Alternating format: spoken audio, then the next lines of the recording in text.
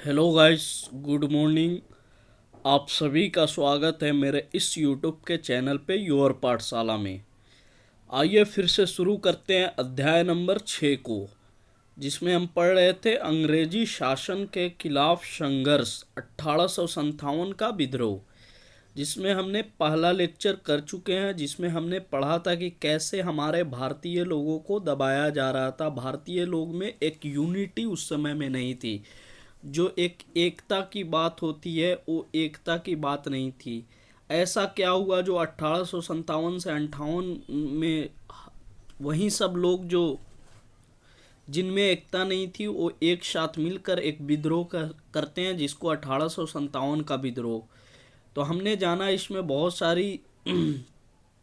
सारी चीज़ें थी जो कि अंग्रेज के तरफ से की जा रही थी। जैसे में कि हमने एग्जाम्पल के थ्रू पढ़ा कि जो हमारे हमारे जो भाई थे, हमारे भारतीय लोग जो थे जो ब्रिटिशर सैनिक में भर्ती थे, यानी ब्रिटिश सैनिक में, यानी एक तरह से कार्यकर थे। और वहीं यूरोपियन जो सैनिक थे उनके मुकाबले में भारतीय सैनिक को यानी कम सैलरी देते थे, यानी सैलरी जो होती थी वो कम देते थे ब्रिटिशर।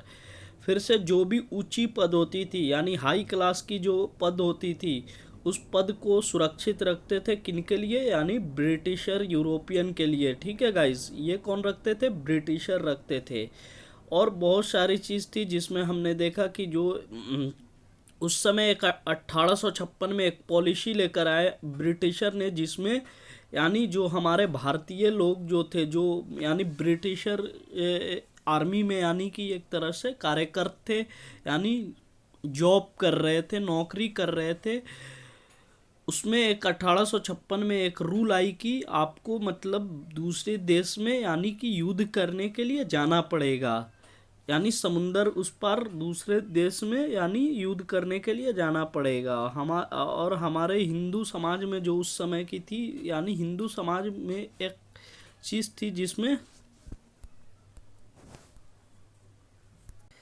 और हिंदू समाज में जो थी, हिंदू धर्म में जो थी, उस समय समुंदर से पार जाना, मतलब समुंदर के पार जाना और दूसरे देश में जाना एक तरह से पाप माना जाता था। इसके अतिरिक्त क्या होता था कि अंग्रेजी जो अफसर होते थे वो यानी भारतीय हमारे सैनिक जो होते थे उनको एक तरह से अपमानजनक व्यवहार करते थे, यानी व्यवहार भी सही से नहीं करते थे। तो ये सब चीज़ जो थी, जो हमारे भारतीय जो सेना थे, जो ब्रिटिशर सेना में ज्वाइन किए थे, यानी जो उस समय नौकरी कर रहे थे, कार्यकर थे, उनके साथ ये सब चीज़ें ब्रिटिशर यानी अंग्रेज करते थे। तो आइए अब आगे बढ़ते हैं और शुरू करते हैं जानने के कि और आगे क्या क्या होता है, कहाँ से मतलब शुरू होगी एक पूर्ण रूप से ये विद्रोह। तो आइए शुरू करते हैं। आज ही के तरह उस समय भी अधिकांश सिपाही किसान परिवार से आते थे। जब अंग्रेजों की नई भूमि व्यवस्थाओं से किसान बर्बाद होने लगा तो सैनिकों पर इसका प्रभाव पड़ा। यानी देखिएगा, आज ही की तरह मतलब जैसे आज के तरह है, उसी तरह उस समय भी अधिकांश जो मैक्सिमम सिपाही जो उस समय थे वो किसान परिवार यानी फार्मर फैमिली से आते थे, किसान परिवार से आते थे वो सिपाही। जब अंग्रेज़ों की नई भूमि व्यवस्थाओं से यानी जो जो अलग अलग नई नई रूल लेकर आए थे अंग्रेज, जैसे हो गया आपका जमींदारी प्रथा, फिर उसके बाद महलवारी हो गया, इस तरीके से बहुत सारी ये सेटलमेंट यानी व्यवस्था लेकर आते हैं लैंड से रिलेटेड, यानी भूमि व्यवस्था को यानी अंग्रेज लेकर आते हैं, नई नई रूल लेकर आते हैं। जिससे क्या हुआ, किसान यानी एक तरह से बर्बाद होने लगा था, तो सैनिकों पर भी इसका प्रभाव पड़ने लगा था। ठीक है गाइस। अतः अंग्रेजी नीतियों से सामाजिक जीवन में जो बदलाव आ रहे थे, सैनिक उससे सीधे तौर पर प्रभावित हो रहे थे। और जो अंग्रेजी नीतियों यानी जो ब्रिटिशर पॉलिसी जो थी, उससे जो हमारी सामाजिक जीवन में यानी सोशल जो लाइफ में जो बदलाव आ रहे थे, चेंजिंग आ रहे थे, उससे सैनिक उससे और भी अफेक्ट थे यानी प्रभावित हो रहे थे। ठीक है गाइस। तो ये सब चीज़ हमने देखा कि कैसे जो जो ब्रिटिशर जैसे बहुत सारी अलग अलग सेटलमेंट यानी व्यवस्था लेकर आई थी, जिससे वो लैंड रेवेन्यू वसूलते थे। जैसे आप पढ़िएगा आगे, जैसे महलवारी सेटलमेंट होता था, यानी महलवारी प्रथा आता था, फिर जमींदारी प्रथा आता था।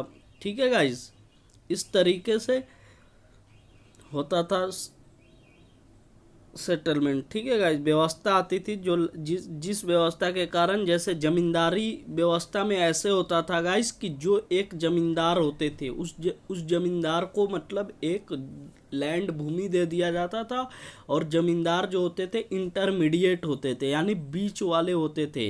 यानी ब्रिटिशर उनको दिया, और जो जमींदार होते थे वो क्या करते थे, वो यानी जो जो ग्राउंड लेवल पे जो फार्मर होते थे उनको ज़मीन देते थे, ज़मीन के टुकड़े, और उनको बोलते थे इसमें मतलब ये चीज़ उगाओ, और उसका मतलब मैक्सिमम भाग जो होता था वो ब्रिटिशर के पास जाता था रेवेन्यू के फॉर्म में, और कुछ भाग ज़मींदार लेते थे और कुछ भाग ही यानी फार्मर को मिलता था। तो उससे क्या हो रहा था, फार्मर का ही ज़मीन फार्मर ही लगाते थे, उस पर सब चीज़ सीड्स से लेकर मतलब हर चीज़, जो भी पेस्टिसाइड फर्टिलाइज़र जो भी, उस समय तो ये चीज़ नहीं थी, लेकिन जो चीज़ भी जो एक ज़मीन पे यानी किसी चीज़ को उगाने के लिए करते हैं, वो सब चीज़ यानी जो हमारे भारतीय लोग थे वो करते थे, लेकिन उसका मुख्य हिस्सा यानी बड़ी हिस्सा ब्रिटिशर के हाथ में चली जाती थी। इसी को देखते हुए क्या होता था कि एक तरह से भारतीय जो किसान थे वो एक तरह से बर्बाद होने लगे थे। ठीक है गाइज, और उसका प्रभाव किस पे पड़ेगा, यानी सैनिक पे पड़ने लगा था। और जो भी ब्रिटिश पॉलिसी जो थी उससे सामाजिक जीवन में यानी सामाजिक जीवन में बदलाव आ रहे थे, यानी कि जो सोशल लाइफ में बदलाव चेंजिंग तो आ रहे थे, लेकिन उससे भी यानी इफेक्ट पड़ रहा था सैनिक पे। ठीक है गाइज, 1856 में एक अंग्रेज अधिकारी गवर्नर जनरल लॉर्ड डलहौजी से सेना के समाज से जुड़ाव को स्पष्ट करते हुए कहता है कि हमारी सेना देश के किसानों के बीच से बनी है, किसानों के कुछ अधिकार है। यानी 1856 में एक अंग्रेज अधिकारी यानी एक ऑफिसर होते हैं जिनका नाम है गवर्नर जनरल जो होते हैं लॉर्ड डलहौजी, वही लॉर्ड डलहौजी जिनके बारे में हमने पढ़ा था, जो पॉलिसी लेकर आए थे विलय की नीति। ठीक है गाइस, यही लॉर्ड डलहौजी है। इन्हीं के समय में सबसे पहले रेल चलाया जाएगा, जो कि मुंबई और थाने के बीच में 1853 में। ठीक है, 34 किलोमीटर। तो ये बताया जा रहा है कि 1856 में एक अधिकारी आते हैं जिनका नाम है लॉर्ड डलहौजी। उनके सेना से समाज के जुड़ाव को स्पष्ट करते हुए कहता है कि हमारी सेना देश के किसानों के बीच से बनी है। वो बोलते हैं कि हमारी सेना जो है वो बोलते हैं किसानों के बीच से बनी है, क्योंकि मोस्टली मैक्सिमम जो लोग थे जो उसमें कार्यकर थे, जो काम कर रहे थे, जो आर्मी लेवल पे, जो भी सिपाही लेवल पे, वो कौन थे, वो किसान बैकग्राउंड से थे। किसानों के कुछ अधिकार है, यदि इन अधिकारों का हनन हुआ तो हम ज़्यादा दिनों तक सेना पर भरोसा नहीं कर सकेंगे। और ये बोलते थे कि अगर किसानों का कुछ अधिकार है, कुछ राइट्स है फार्मर का, और उनका राइट्स का जब हनन होगा, यानी किसी का भी एक तरह से उनका अधिकारों का जब हनन होगा, तो वो क्या करेंगे, मतलब वो एक तरह से क्या करेंगे, तो वो एक तरह से प्रहार करने के एक तरह से वो हमला करने पे उतर जाएंगे, एक तरह से विरोध करने पे उतर जाएंगे। तो इस तरीके से बताते हैं ज़्यादा दिनों तक सेना पर भरोसा नहीं कर सकेंगे। यदि आप भारतीय जनता की संस्थाओं पर आघात करेंगे तो सेना भारतीय जनता की हमदर्द हो जाएगी, क्योंकि वह इसी के बीच से बनी है। किसी व्यक्ति के अधिकारों का हनन का मतलब किसी न किसी सैनिक के अधिकारों का हनन, क्योंकि हर सैनिक किसी न किसी का या तो बाप होता है, या बेटा, या भाई, या दूर का कोई रिश्तेदार। तो यहाँ पे बताया जा रहा है किसी भी व्यक्ति के अधिकारों का, यानी किसी भी व्यक्ति का राइट्स का हनन अगर कर रहे हैं, उसको एक्सप्लॉइट कर रहे हैं, ठीक है गाइस, दबा रहे हैं, तो क्या होगा किसी न किसी सैनिक के अधिकारों का ही हनन होगा, क्योंकि हो सकता है उसका बाप हो, बेटा हो, भाई हो या दूर का कोई रिश्तेदार हो। तो इस तरीके से लॉर्ड डलहौजी यहाँ पे बताते हैं। ठीक है गाइस, तो लॉर्ड डलहौजी के रूप में याद रखेंगे, ये गवर्नर जनरल थे ब्रिटिशर टाइम में। और इन्हीं के समय में क्या आई थी, पहली बार इंडिया में रेल चलाई गई थी, जो कि मुंबई और थाने के बीच में 1853 ईस्वी में 34 किलोमीटर तक। फिर दूसरी चीज़ इनके बीच में क्या आई थी, तो विलय नीति, जिस नीति के अंतर्गत क्या होता था, कोई शासक है और उस शासक के पुत्र नहीं होते हैं, तो उनकी जो भी रियासत होती है, जो भी चीज़ होती थी ज़मीन और जो भी चीज़ होती थी, वो क्या करते थे, ब्रिटिशर अपने पक्ष में ले लेते थे, ब्रिटिशर अपने कंट्रोल में ले लेते थे। तो याद रखना है लॉर्ड डलहौजी से रिलेटेड ये दो चीज़ें। गतिविधि, आप इस अंग्रेज अधिकारी के कथन को भारतीय सैनिकों के संदर्भ में किस रूप से देखते हैं। देखिए, ये जो अंग्रेज अधिकारी है, जो लॉर्ड डलहौजी जो बात बोला है, इस कथन को भारतीय सैनिकों के संदर्भ में किस तरह से देखते हैं, आइए पढ़ते हैं। इसी समय इन सैनिकों के सामने एक बड़ी समस्या आई। यह समस्या थी कि नए किस्म की इनफील्ड राइफलें, इस राइफल के जो कारतूस होते थे उस पर कागज का एक मोटा खोल चढ़ा होता था। देखिए गाइस, इसी समय मतलब इसी टाइम पे क्या होता है कि सैनिकों के सामने एक और प्रॉब्लम, एक और चैलेंजेस खड़ी हो गई थी। क्या थी वो? यह समस्या था कि नई किस्म की इनफील्ड राइफल है, एक राइफल आता था जिससे मतलब वॉर, एक तरह से वीपन जिससे चलाते थे दूसरे को, मतलब वॉर में, युद्ध में मारते थे, जो कि जिसका नाम था इनफील्ड राइफल। तो याद रखना है कौन सी राइफल आया था, तो इनफील्ड राइफल आया था नई किस्म की। इस राइफल के जो कारतूस होते थे, यानी जो बुलेट होते थे, जो गोली होते थे, इस राइफल के जो कारतूस होते थे उस पर कागज का एक मोटा खोल चढ़ा होता था। उस पर क्या चढ़ा होता था? कागज, यानी जो अखबार कागज जो होते हैं उसका एक मोटा खोल, यानी मतलब खोल चढ़ा होता था। खोल बनाने में गाय, सूअर एवं अन्य जानवरों की चर्बी का इस्तेमाल किया जाता था। देखिएगा, जो खोल बनी होती थी, जो इनफील्ड राइफल थी, उस राइफल का जो बुलेट होता था, यानी जो कारतूस होते थे, और उस पर कागज का एक मोटा मतलब चदरा होता था, मतलब 2-3-4 लेयर में जो एक खोल चढ़ा होता था, उसी को खोल बोल रहे हैं। खोल जो बनता था उसको बनाने में गाय, सूअर एवं अन्य जानवरों की चर्बी का इस्तेमाल किया जाता था। कारतूस में भरने के पहले खोल को दांत से काटकर हटाना पड़ता था।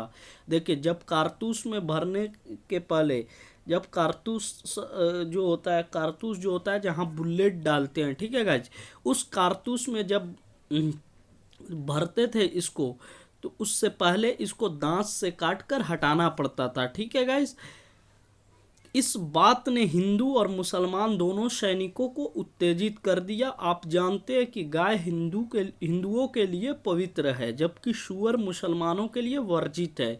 तो इससे क्या होगा, दोनों समुदाय, दोनों कम्युनिटी में, मुसलमान और हिंदू दोनों में सैनिकों को उत्तेजित, यानी एक तरह से उत्तेजित कर दिया, मतलब एक तरह से बौखला गए थे, क्योंकि ये चीज़ जो होते हैं दोनों मजहब, दोनों कम्युनिटी के लिए, दोनों रिलीजन के लिए एक तरह से सही नहीं था। क्योंकि गाय जो होता है वो हिंदुओं के लिए पवित्र माना जाता है, क्योंकि प्योर माना जाता है, जबकि सूअर जो होता है मुसलमानों के लिए वर्जित, यानी हराम, एक तरह से वर्जित माना जाता है। सैनिकों को ऐसा लगा कि अगर वे दांतों से कारतूस के खोल को काटते हैं तो उनका धर्म भ्रष्ट हो जाएगा।